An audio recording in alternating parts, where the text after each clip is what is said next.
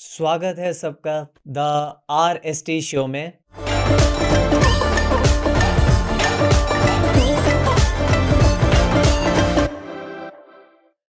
तो जैसे अभी राम मंदिर का प्राण प्रतिष्ठा हुई है, रामलला फिर से अयोध्या में विराजमान हुए हैं।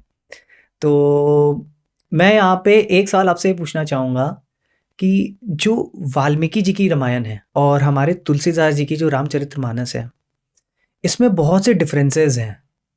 तो मैं चाहता हूँ कि पॉडकास्ट के थ्रू आप इसके बारे में थोड़ा सा मैसेज कन्वे करिए कि डिफरेंसेस कैसे हैं, क्यों हैं, और इसमें क्या गाइडेंस हमें मिलनी चाहिए, क्या एक्सेप्ट करना चाहिए। बिकॉज इंटरनेट पे बहुत सी चीज़ें हैं कि जो देखा लोग उसी को में बिलीव करना चालू कर देते हैं बिना वेद पुराण पढ़े।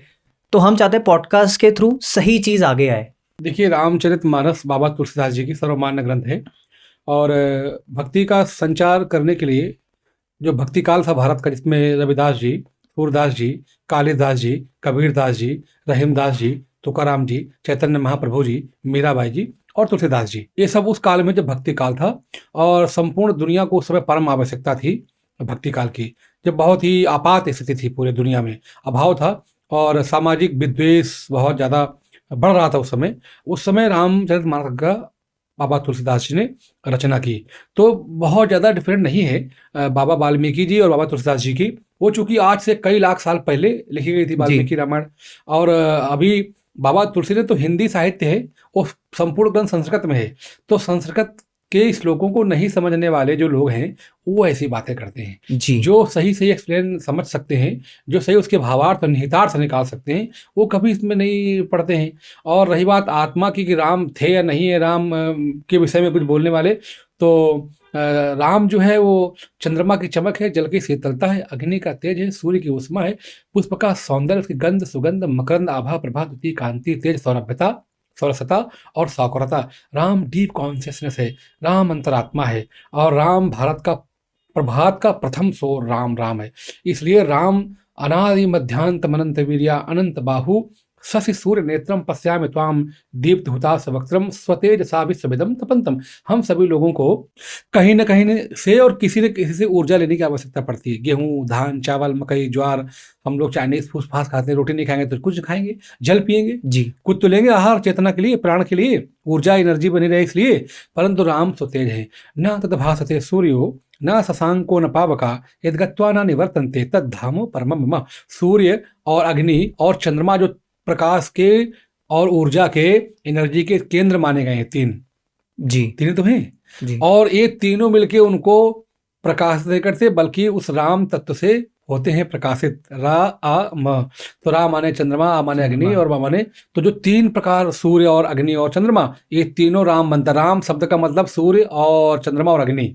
तो राम को जब डीप आप अध्ययन करेंगे तभी उसको सही समझ पाएंगे, इतना आसान तत्व तो नहीं है। योगेश्वर श्री कृष्ण और अर्जुन, उनके जो मित्र होते हैं, वो बहुत ही बचपन के लंगोटिया मित्र होते हैं, और फिर भी उस कृष्ण तत्व को अर्जुन समझ नहीं पाते। जी। वो कहते हैं कि सखेति मत्वा प्रथमम में दुक्तम, हे कृष्ण हे यादव, हे सखेति अजानता महिमानं तवेदम मया प्रमादात प्रणयन वापी यच्चा वहा सार्थ मसत क्रतोसी विहार। विहार माने घूमना, सैया माने सोना, साथ में सोए, खाए, पिए, खेले, कूदे, परंतु मैं आपको समझ नहीं पाया।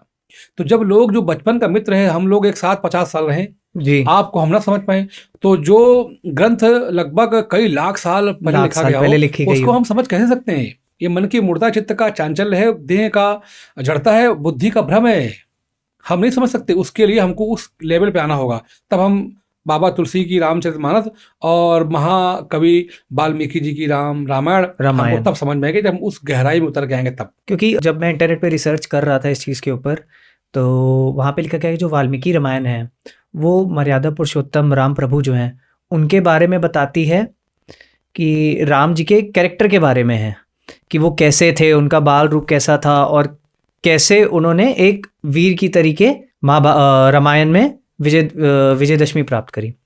लेकिन जो तुलसीदास जी की रामायण है रामचरितमानस में, उसमें वहाँ पे राम जी को प्रभु के रूप में दिखाया गया है कि वो भगवान थे और उनके पास बहुत सी देवी शक्तियाँ थीं। तो ऐसा इंटरनेट पे ऐसी भी चीज़ें दी गई हैं। ये क्या ये चीज़ें ठीक हैं या इंटरनेट पे जो दिया गया वो गलत है? देखिए, इस श्लोक यन माया वर्त विश्वमखिलम ब्रह्माद देवासुरा राम जी को कौन कौन मानते हैं? अब तो ये तो राम जी की बात, उनकी पत्नी की बात सुन लीजिए। उद्भव स्थिति कारणीम संहार कारणीम क्लेश हारणीम सर्वश्रेयस्करीम सीता न तो हम राम वल्लभाम।